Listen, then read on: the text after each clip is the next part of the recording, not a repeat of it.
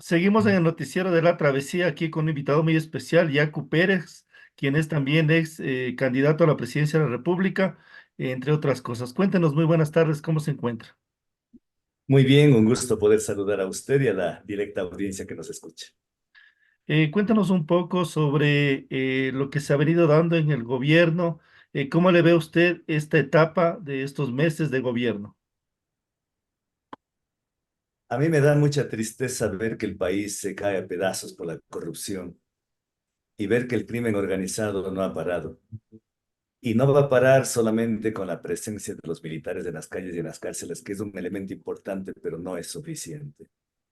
La violencia continuará y hasta puede crecer exponencialmente mientras no haya inversión social en educación, en salud, en el sector agrícola, en el sector ganadero, en el sector artesanal, mientras no hay apoyo créditos para los MIPYES, para las pequeñas economías, no tiene futuro el país. Y eso es una tristeza que nos da porque se ha mediatizado que ya la violencia está controlada, pero vemos que este fin de semana 30 asesinatos y se vuelve a repetir un magnicidio en contra de la alcaldesa de San Vicente, a quien envío mis condolencias a sus familiares, a los familiares del comunicador social y de 30 ecuatorianos que se apagan sus vidas, que pierden sus vidas. Y vemos que no hay un norte en la parte económica, no hay un norte en la lucha contra la corrupción.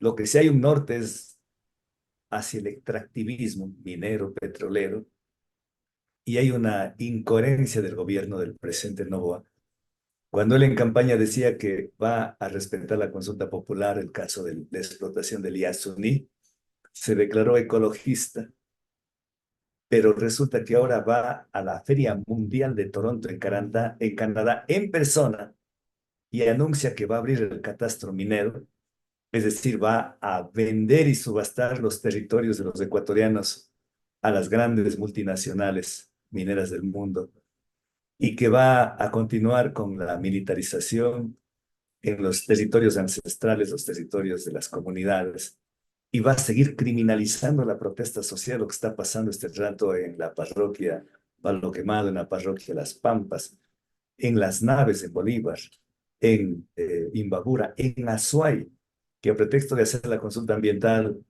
está militarizando los territorios. Los militares deben estar presentes en las cárceles, en las calles, cuidando, protegiendo a los ciudadanos y que sí lo han hecho parcialmente, pero no criminalizar, judicializar, perseguir y respetar los derechos humanos de humildes campesinos, agricultores, indígenas que defienden sus territorios.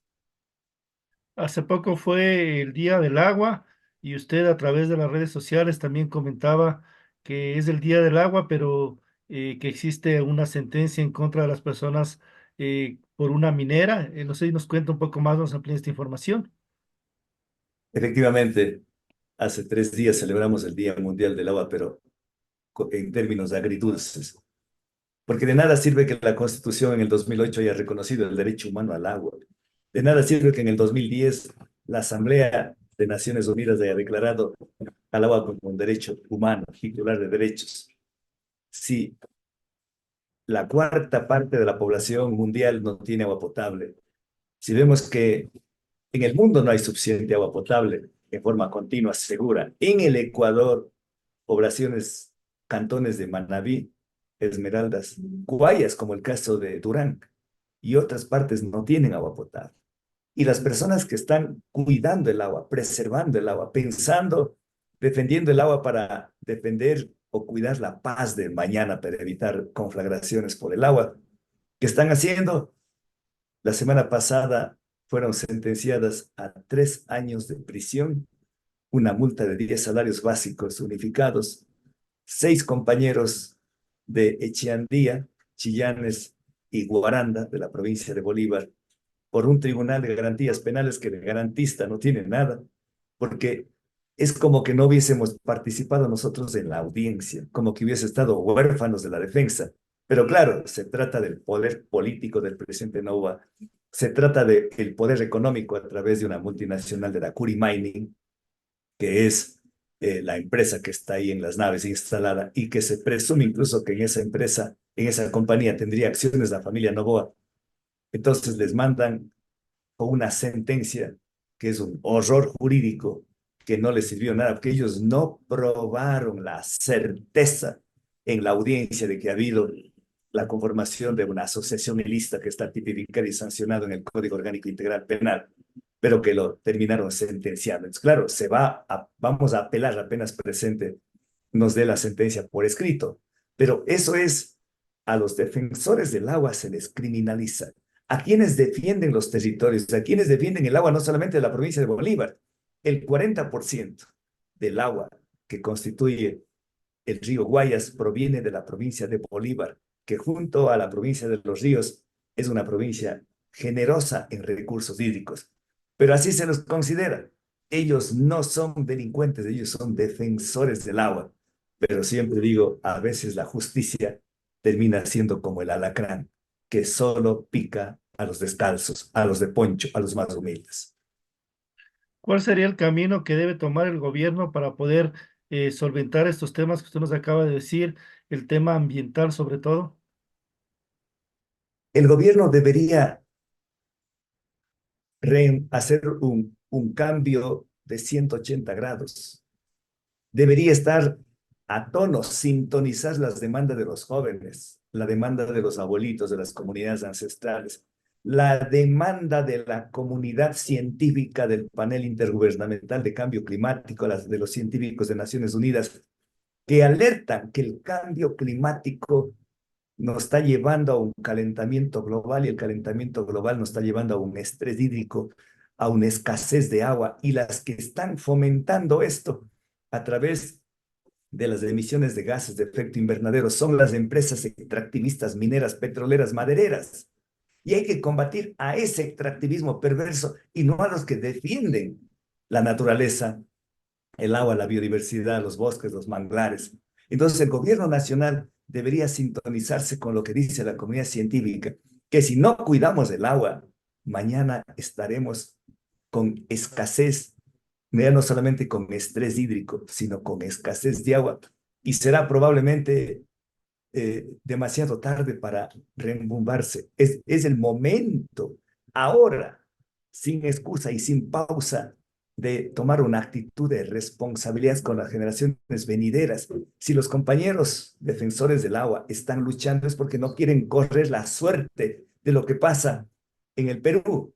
Un tercio de la población peruana, es decir, 12 millones de peruanos, en su sangre tienen plomo, mercurio, arsénico, metales pesados por actividades extractivas. No queremos pasar con la suerte de lo que sucede en Potosí, en Bolivia, o lo que sucede en Chile. Hay 8 millones de chilenos que podrían quedarse sin agua y este rato el gran dilema es agua o cobre, lo que acá debería ser agua u oro, obviamente que nosotros apostamos por el agua. No queremos que nos pase como la ciudad de Saruma que se derrumba, que literalmente se está hundiendo la ciudad de Saruma, que al inicio era la capital de la provincia del Oro, la provincia de Saruma. No queremos lo que sucede, no queremos que nos pase como está sucediendo este rato en Ponce Enríquez. De los 7 ríos, 6 están contaminados, son ríos muertos, el único río que todavía sobrevive es el río Gala.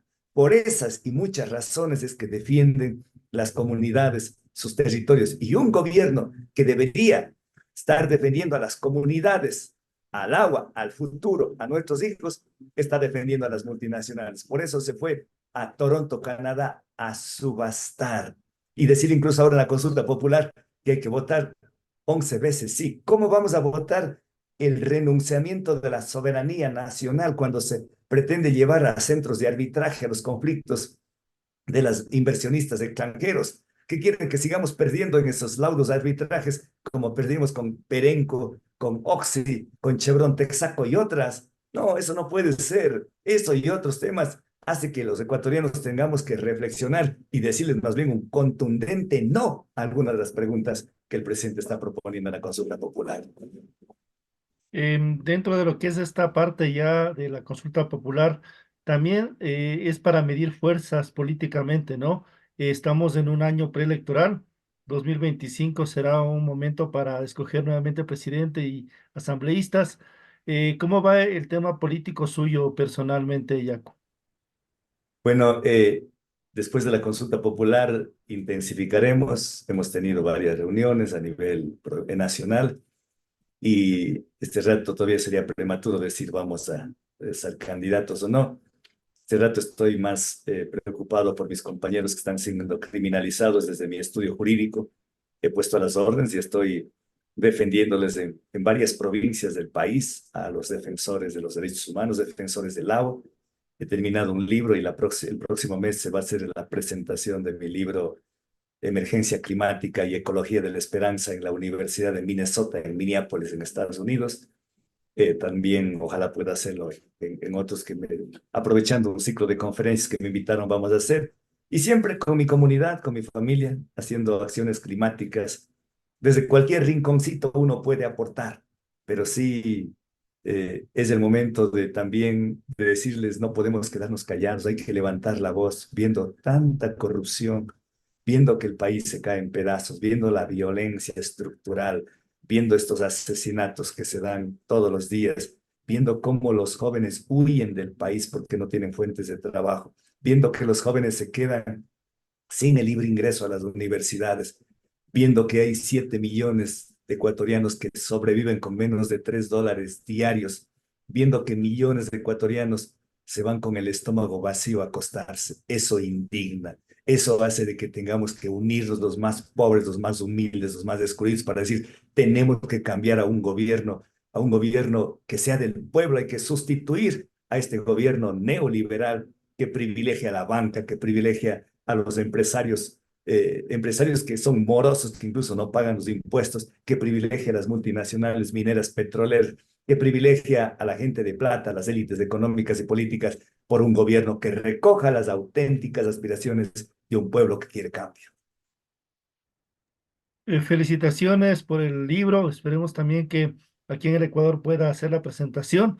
Y pues bueno, estaremos pendientes también cuando lo haga para estar aquí con el noticiero de la travesía en Ecovisión también a nivel del Lago Agrio y todas las provincias amazónicas, nuestra matriz Lago Agrio. Así que solamente un saludo para el pueblo y para la gente que nos está mirando y escuchando, por favor. Será un placer poder presentar el libro también en el Ecuador, en mi tierra, en mi país, solo porque ahora, por invitación a un ciclo de conferencias que estaba previsto ya hace meses, voy a hacer allá en la Universidad de Minnesota. Y mi solidaridad con el pueblo de la Amazonía, también excluido, abandonado. El día sábado, otro derrame petrolero, una noticia, por lo menos algo agradable. La justicia de Sucumbíos dio la razón a los pobladores de Puerto Madera, perdón, Puerto Madera, es una acción de protección que pronto se anunciará cuando nos den la notificación por escrito por la contaminación con derrame de petróleo en el río Coca, tanto en el 2020 como en el 2022. En su tiempo se anunciará, pero de acá desde Cuenca, desde la región andina, un fuerte abrazo para mis hermanos y hermanas amazónicas. Muchísimas gracias por estar en este espacio. Siempre bienvenido a La Travesía. Es un gusto tenerla aquí. Seguimos con más en el noticiero de La Travesía.